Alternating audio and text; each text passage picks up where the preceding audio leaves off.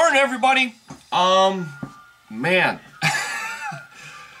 I had just a weird night last night. I woke up in the middle of the night and could not fall back asleep. So, I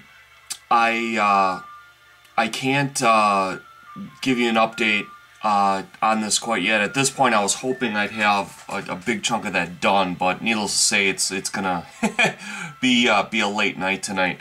However,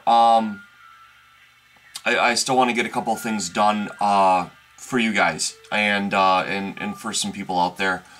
So I'm going to show you guys some things you can do to with the Planet Strike game. I'm going to show you some things you can do to like trick out buildings, bullet holes, explosion marks. To experienced modelers, this may or may not be news to you. To the newer crowd out there, though, stick around because this is some stuff that took a little time for me to figure out, and if I can save you, couple hours of work or even a couple of minutes of work, I'm happy to do it. Couple people have asked me to do some shoutouts. I think there was 3, and I can only for the life of me remember 2. I'm still not really with the program. I only woke up a little while ago.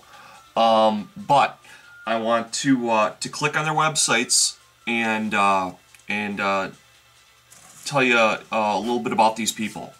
Okay, so here we go. I met a super cool dude. I'm moving with my left hand, so I am not very good right now. What are you doing? I went to go there. Take me there.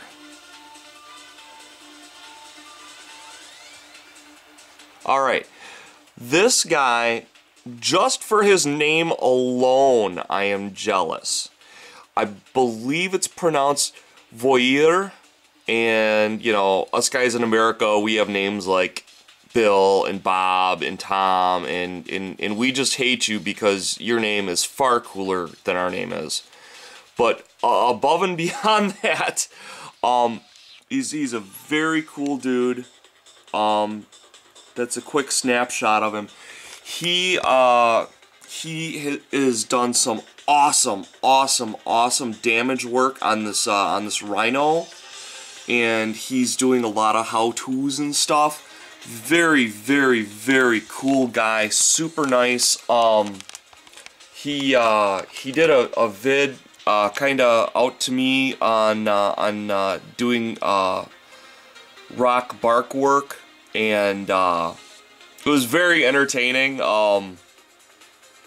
You get to see him running through the woods with the camera sideways. It's very interesting and pretty funny and very cool. So check this guy out. He's a very neat guy.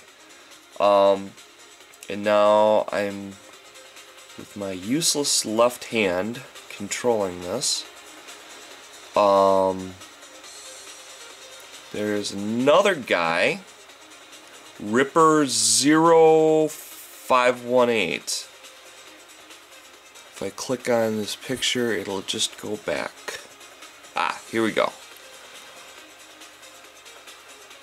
Ripper's cool for a number of reasons, the least of which is not his cool haircut. This guy is the envy of Dwarven Slayers everywhere. What I really like about Ripper is that Ripper is very Canlupian-like. He's very big on using stuff that is around the house to do his builds. I was very surprised at his work. He uses a lot of cardboard. He uses filler. his stuff at the assembly level looks fantastic. There's absolutely no reason in my mind that it's not going to turn into just beautiful terrain. He's also got a brother that he plays Warhammer or Warhammer 40K with. So very nice guy. And just check him out. He's a great guy for getting inspired to just pick stuff up around your house and build with, which I love. Anybody that promotes people working at any particular level is definitely all right with me. So very cool. And if I forgot, which I'm sure I did, the third person, just like I said, I'm not running on all cylinders right now. Just contact me again. I'm waiting on a buddy of mine, Mecha999. He webmasters a very cool site. I would show it to you immediately, but I want his approval before I do that. So, without further ado, I'm gonna show you guys how to tear up your buildings. And hopefully make them look good. So here we go. Let's get some scrap here. Hopefully get a good angle here. Okay. I went through a lot of different type things here.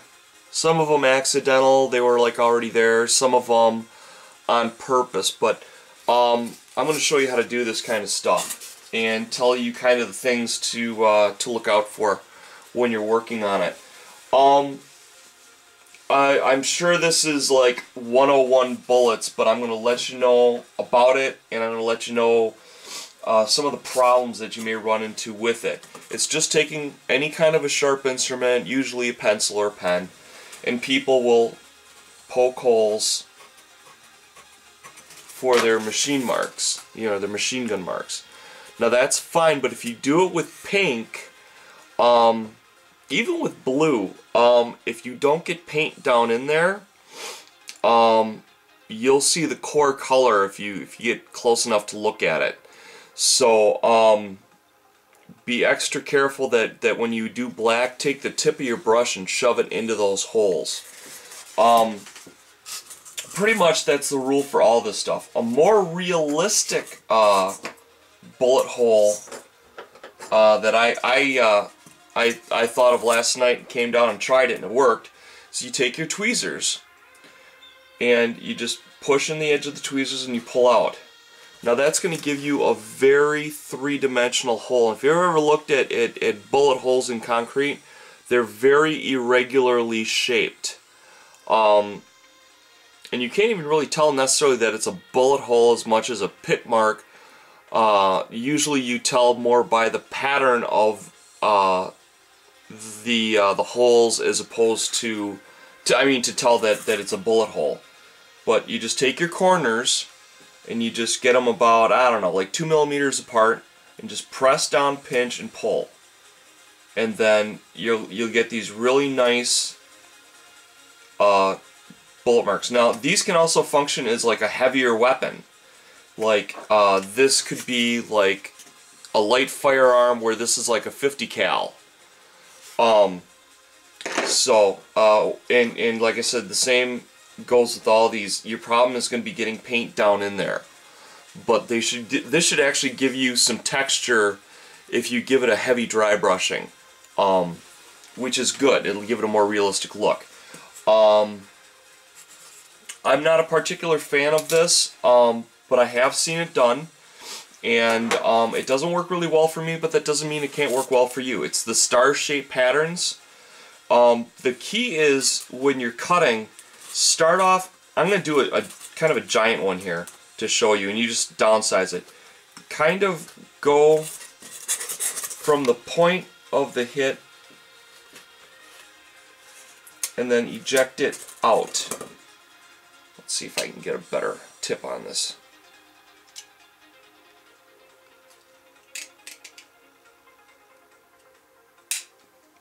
Okay, that's a better tip.